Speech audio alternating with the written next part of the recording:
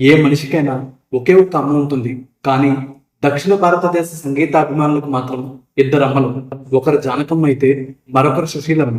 వారిద్దరిలో ఒకరు మనకి దూరమైన నేపథ్యంలో అందరూ వారిద్దరిని తలుచుకుంటున్న సందర్భంలో సుశీల గారు జానకి గారి గురించి మాట్లాడుతూ, బ్రతికినంత కాలం నా మీద ఆవిడ మీద నాకు చెప్పి మమ్మల్ని ఇద్దరిని కాల్చుకుతున్నారు. ఇప్పుడు వాళ్ళ కళ్ళు చొరబడి ఉంటాయి అని వ్యాఖ్యానించారు. దీన్ని బట్టే వారిద్దరి మధ్య పాటల పోటీ ఏ స్థాయిలో ఉండేదో మనం ఊహించుకోవచ్చు. అలాంటి వారిద్దరి జీవితాల్లో ఉన్న ఎన్నో ఆసక్తికరమైన విషయాలు పోలిస్తూ చివరికి ఇద్దరిలో ఎవరు గొప్ప, ఎందుకు గొప్ప అని విశ్లేషించే ఆలోచనతో చేసిందే ఈ వీడియో. ఈ వీడియో మీకు నచ్చితే తప్పకుండా మీ అమూల్యమైన అభిప్రాయాన్ని కామెంట్ చేయడంతో పాటు మన ప్రెగ్ టాక్స్ యూట్యూబ్ ఛానల్ని, సోషల్ మీడియా అకౌంట్ని ఖచ్చితంగా ఫాలో అవ్వండి. ఇక వీడియోలోకి వస్తే, జానకి గారి జీవితానికి సుశీల గారి జీవితానికి ఎన్నో విషయాల్లో పోలికలు ఉన్నాయి. ఎన్నో విషయాల్లో విభిన్నత కూడా ఉంది. వాటన్నింటినీ ఈ వీడియోలో సమగ్రంగా మాట్లాడుకుందాం. ఎస్ జానకి అంటే సిస్టర్ జానకిగా పాపులర్ అయిన జానకి గారి పేరు వాస్తవానికి బి జానకి అని చెప్పుకోవాలి. ఎందుకంటే ఆమె ఎంతగానో ప్రేమించి పెళ్లి చేసుకున్న రాంప్రసాద్ గారి ఇంటి పేరు వైద్యుల. జానకి గారు 1938 ఏప్రిల్ 23న గుంటూరు జిల్లా రేపల్లెకి సమీపంలో ఉన్న పల్లపట్ల గ్రామంలో జన్మించారు. 88 ఏళ్ల వయసులో 2026 జూలై 11న కర్ణాటక రాష్ట్రంలోని మైసూరులో స్వర్గస్థులయ్యారు. జానకి గారి వివాహం రాంప్రసాద్ గారితో 1959లో, అంటే జానకి గారికి 21 ఏళ్ల వయసులో జరిగింది. వీరి దంపతులకి కేవలం ఒకే ఒక్క కుమారుడు మురళీకృష్ణ జన్మించారు. అయితే ఆయన అనారోగ్య సమస్యలతో 2026 జనవరి 22న 65 ఏళ్ల వయసులో మరణించారు. అంతకు చాలా ఏళ్ల ముందే 1997లో జానకి గారి భర్త ఆమెకు 59 ఏళ్ల వయసులో కన్నుమూశారు.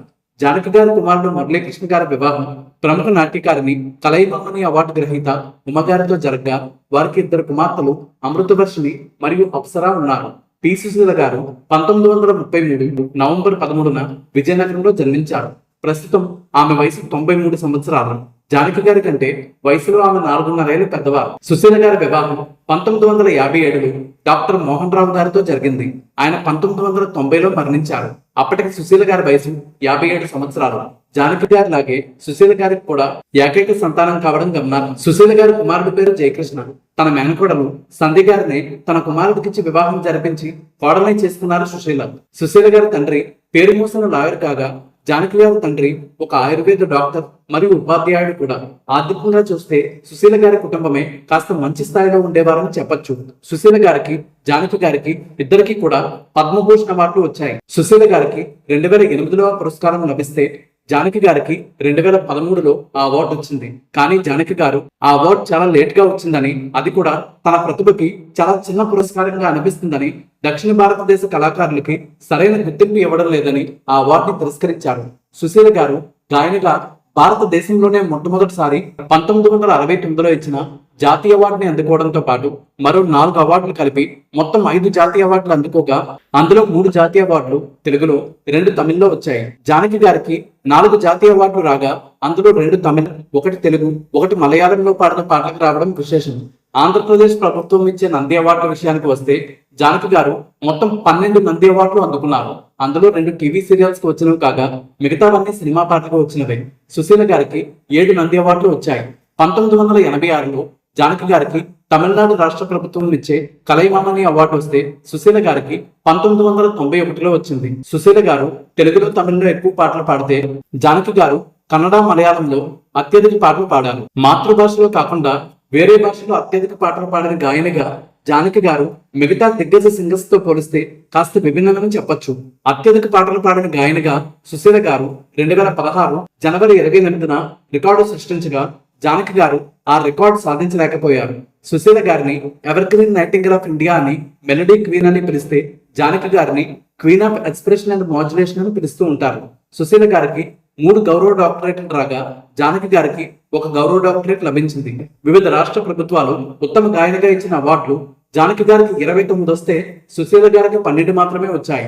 సుశీల గారు విజయనగరం మహారాజా మ్యూజిక్ కాలేజ్ నుంచి డిప్లొమా చేయగా, జానకి గారు సంగీతం అసలు నేర్చుకోకుండానే అన్ని వేల పాటలు పాడారు. కేవలం 10 నెలలు మాత్రమే గురువు గారి వద్ద సాధారణ శిక్షణ తీసుకున్నారు. అన్ని రకాల పాటల్ని ఇద్దరూ పాడినప్పటికీ సుశీల గారు క్లాసికల్ మరియు స్వచ్ఛమైన ఉచ్చారణకి ఎక్కువగా పేరు సంపాదించుకుంటే, జానకి గారు ఎన్నో రకాల వేరియేషన్స్ తో అన్ని రకాల పాటలు పాడి ప్రధానంగా పాటల్లో మంచి ఎక్స్ప్రెషన్స్ ఇచ్చే సింగర్ గా ఖ్యాతి గడించారు. పి సుశీల గారు తన ట్రస్ట్ తరపున అవార్డు ఇచ్చినప్పుడు మొట్టమొదటి అవార్డు జానకి గారికే ఇవ్వడం విశేషం. వేరు వేరు ఇంటర్వ్యూల్లో సుశీల గారిని, జానకి గారిని ఒకరి గురించి ఒకరిని అడిగినప్పుడు మేమిద్దరం కలిసినప్పుడు చాలా బాగా ఉండేవాళ్ళం, కానీ తరచుగా కలిసే వాళ్ళం కాదు. పాటలు పాడడం ఆపేశాక ఎప్పుడైనా పాత పాటలు చూసుకొని ఒకరితో ఒకరు మాట్లాడుకుంటూ ప్రశంసించుకునే వాళ్ళం. మేమిద్దరం బెస్ట్ ఫ్రెండ్స్ లాగా, ఇంకా చెప్పాలంటే సిస్టర్స్ లాగా ఉంటామని, ఒకరంటే ఒకరికి అమితమైన గౌరవం అని చెప్పారు. అయితే వీరిద్దరి మధ్య పోలిక వచ్చినప్పుడు, ఎవరు గొప్ప అని తేల్చాల్సి వచ్చినప్పుడు ఎన్నో విషయాలు మనం గమనించాలి, ఆలోచించాలి, పరిగణలోకి తీసుకోవాలి. సుశీలమ్మ సంగీతం నేర్చుకుంటే జానకమ్మ సంగీతం నేర్చుకోలేదు. ఆర్థికంగా ఒక మంచి స్థాయిలో ఉన్న కుటుంబంలో సుశీలమ్మ జన్మిస్తే జానకమ్మ ఒక మధ్యతరగతి కుటుంబంలో జన్మించారు. పాడిన గొప్ప పాటల పరంగా ఇద్దరు చరిత్రలో నిలిచిపోయి ఎన్నో వేల పాటలు పాడారు. జానకమ్మ 48,000 పాటలు పాడితే సుశీలమ్మ 50,000కి పైగా పాటలు పాడారని అంచనా. సుశీలమ్మ 5 జాతీయ అవార్డులు గెలిస్తే జానకమ్మ 4 గెలిచారు. సుశీల గారికి 7 నంది అవార్డులు వస్తే జానకి గారికి 12 నంది అవార్డులు వచ్చాయి. సుశీల గారికి 3 గౌరవ డాక్టరేట్లు లభిస్తే జానకి గారికి 1 గౌరవ డాక్టరేట్ వచ్చింది.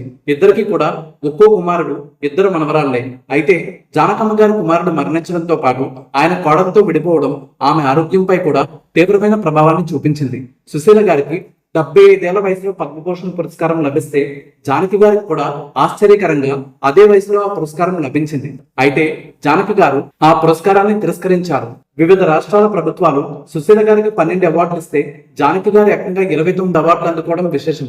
సుశీల గారి భర్త డాక్టర్ మోహన్ రావు గారు ఆమెకి 57 ఏళ్ల వయసులో మరణిస్తే జానకి గారి భర్త రాంప్రసాద్ గారు ఆమెకి 59 ఏళ్ల వయసులో మరణించారు. జానకమ్మ 88 ఏళ్ల వయసులో స్వర్గస్థులైతే సుశీలమ్మ 93 ఏళ్ల వయసులో కూడా ఇంకా అందరికీ స్ఫూర్తిని పంచుతూ ఉన్నారు. ఆరోగ్యపరంగా కూడా మొదటి నుంచి జానకమ్మ గారికి శ్వాస సంబంధిత ఇబ్బందులు ఉండేవి. అంతేకాకుండా వ్యక్తిగత జీవితంలో కూడా సుశీల గారితో పోలిస్తే జానకి గారు ఎక్కువ ఒడిదుడుకులు, ఇబ్బందులు ఎదుర్కొన్నారు. ఇద్దరు కూడా విపరీతమైన దైవభక్తి కలవారు. అలాగే సుశీలమ్మ గారు ప్రధానంగా ఎక్కువ పాటలు తెలుగు భాషలో పాడితే జానకి గారు అత్యధికంగా కన్నడ, మలయాళం, తమిళ భాషలో పాటలు పాడారు. వేరే భాషలో పాటలు పాడడం ఎవరికైనా కూడా చాలా కష్టసాధ్యమే. వీరిద్దరిని ఎంతో మంది బాలీవుడ్ దిగ్గజ గాయనీమణులు లతా మంగేష్కర్ గారితో, ఆశా భోన్స్లే గారితో పోల్చుతూ ఉంటారు. వాస్తవానికి వారు దేశవ్యాప్తంగా మాట్లాడే హిందీ భాషలో అన్ని పాటలు పాడితే కేవలం ప్రాంతీయ భాషలతోనే వారిని మించిన గొప్ప పాటలు సంఖ్యాపరంగా, సాహిత్యపరంగా, సంగీత పరంగా పాడిన జానకమ్మ, సుశీలమ్మ వారికి ఏమాత్రం తక్కువ కాదు. ఇంకా చెప్పాలంటే వారికంటే గొప్పే అనిపిస్తుంది. అలాగే చాలా మంది జానకి గారిని, సుశీల గారిని ఘంటసాల గారితో, ఎస్పి బాలు గారితో పోల్చుతూ ఉంటారు.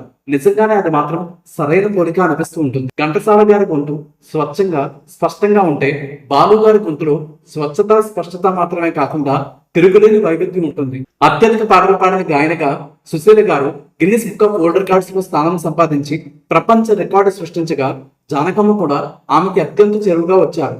కానీ చివరిగా ఇద్దరిలో ఎవరు గొప్ప అంటే, నాకంటే గొప్ప గాయని కాబట్టి నా పేరుతో పెట్టిన మొట్టమొదటి అవార్డుని ఆమెకు ఇచ్చాను అని చెప్పిన సుశీలమ్మ గారి సంస్కారం గొప్ప. అలాగే నేను సుశీల గారి పాటలు విని అప్పుడప్పుడు ఆమెకు ఫోన్ చేసి ఎంత బాగా పాడారో అని మనస్ఫూర్తిగా అభినందిస్తూ ఉంటాను అని చెప్పిన జానకమ్మ గౌరవం గొప్ప. పైనున్న ఆకాశం, కిందున్న నేల రెండు గొప్పే. వెచ్చని సూర్యుడు, చల్లని చంద్రుడు రెండు గొప్పే. ప్రేమను చూపించే తల్లి, బాధ్యత చూపించే తండ్రి ఇద్దరు గొప్పే. అలాగే సుశీలమ్మ గారిది అత్యద్భుతమైన పాట అయితే ఆ పాటతో ఆటాదించిన వేట జానకమ్మ గారిది. ఇద్దరు గొప్పే. అందుకే గోపీచంద్ గారి హీరోగా వచ్చిన ఆంధ్రుడు సినిమాలో ఒక పాట ఉంది. కోకిలమ్మ బడాయి చాలించు మా సుశీల జానకమ్మ, స్వరాలు నీవో లేవమ్మ అని. అది అక్షరాల నిజం.